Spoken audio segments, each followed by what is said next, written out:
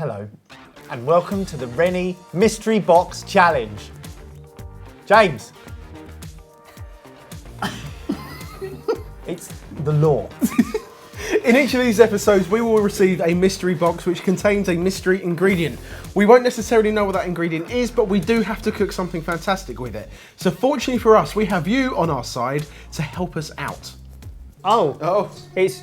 I like this box. It's not quite worked out the way we wanted it, James. Thank you, James. Heavy. Okay. Big question is, what's inside of it? let's get stuck in. Have a look. Oh, Wow. I actually know what this one is. I have no idea what that is. It just looks like a green cauliflower. Pretty much, but lumpy. more alien-like. Yeah, it looks like a growth that Barry used to have. Spirals. James, am I right in saying that is a Romanesco? That is a Romanesco, yes. Which is a type of cauliflower. It is a cauliflower, yeah. The geekiest one ever. It's the geekiest vegetable in the whole world because So cool.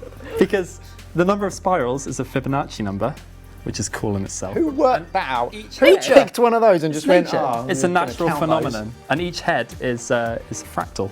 What's a fractal? So it's like when you begin with one thing, and then smaller ones come out of it, and it kind Like of gremlins. it's kind of Not- regressive. To be honest, I don't really care. I just want to know what to make with it. Well, ask him. Send Send him a tweet. Send a tweet. Have you ever had, do you know? Did you know? I've never had it before, but I have seen pictures on the internet. I stumbled across That's it. Italian, something isn't else. it? Yeah. It's Italian, yeah. Really cool. I love it. Sent.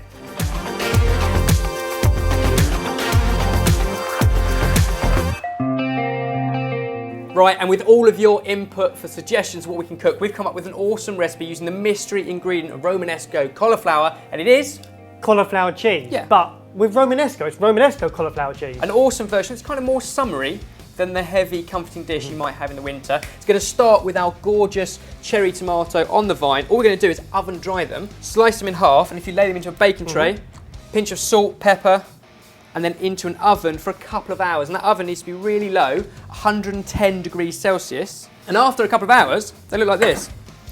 Good luck on Tiny, that, innit? tiny little nuggets of cherry tomato that are so powerful, they only just gob. burst in your mouth. One word. Flavorful. Brilliant. And now for the cauliflower itself. And what we want to do is break them up into their individual florets, and then we're going to blanch them in salted boiling water for about 5 minutes. As everyone pointed out, when it looks that good, you kind of don't want to ruin the shape. So rather than cutting down from the top, if you cut underneath into those florets, basically you can keep their very natural shape. So when you said cut them into their natural shapes, those natural shapes just go on and on and on. Self-similar.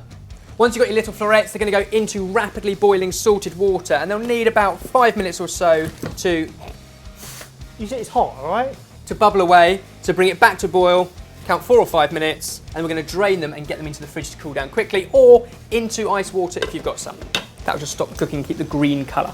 An ultimate cauliflower cheese needs an ultimate cheese sauce. Obviously, ours is going to start with the basic roux, so melt your butter into a pan, then we're going to add in the flour along with a couple of bay leaves, and cook it until you get a paste. Then dribble in the milk a little bit at a time until you've got a smooth sauce, and keep bubbling it until you cook out that flour. And that will take a couple of minutes. Basic bechamel, seasoning with salt and pepper, job done. Then we make it epic.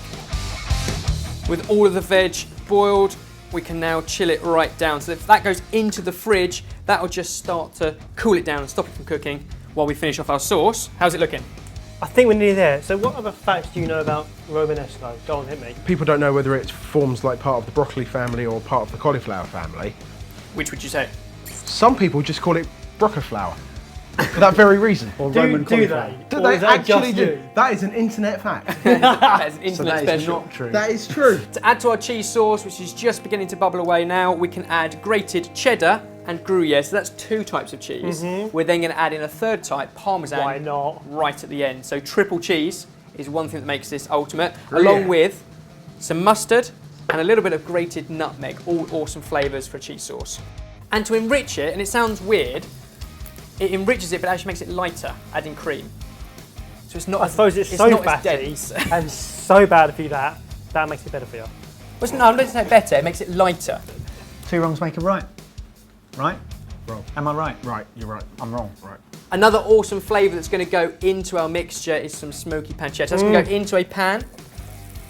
and we want to cook that until it's crispy. And these are all added extras. You don't have to use the bacon, you don't have to use the nutmeg, you don't have to go with 3 cheeses. Yeah, but you do, don't you? If you haven't got Romanesco cauliflower, you could just use broccoli or cauliflower, but you have to use combined, bacon. all of them together is epic. You should definitely use bacon. You should definitely use bacon.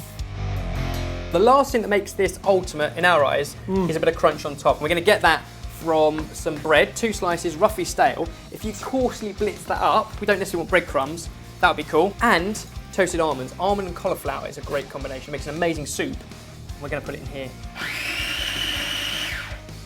Start your dish off with a layer of our bacony cheesy sauce with mustard and nutmeg. Then pick through the cauliflower, and the absolute best bits, save those for the end, because that's the whole point of using this. It looks great. And then on with the crunch. A few cherry tomatoes, Oh, hello. and then a final grating of parmesan. Oh, And then to finish it off, into a really hot oven, 220 degrees Celsius for 10 minutes, just to toast off the bread and the almonds and the cheese. Oh. And there we go. now, if you want to make this at home, then click on the link below with full step-by-step instructions so you can give it a go yourself. Absolutely, and we love it when you cook with unusual ingredients, which may not be unusual to you. But if you do, send us a photo of the recipe and upload it to sortedfood.com. Because this right here is our Romanesco cauliflower cheese. Sorted. I love Romanesco. That is so good. Very good. Cauliflower, nutmeg, and nuts. I have to say, these mystery ingredients are working out well so far. Cheers. I'm not choosing cauliflower. It's Romanesco.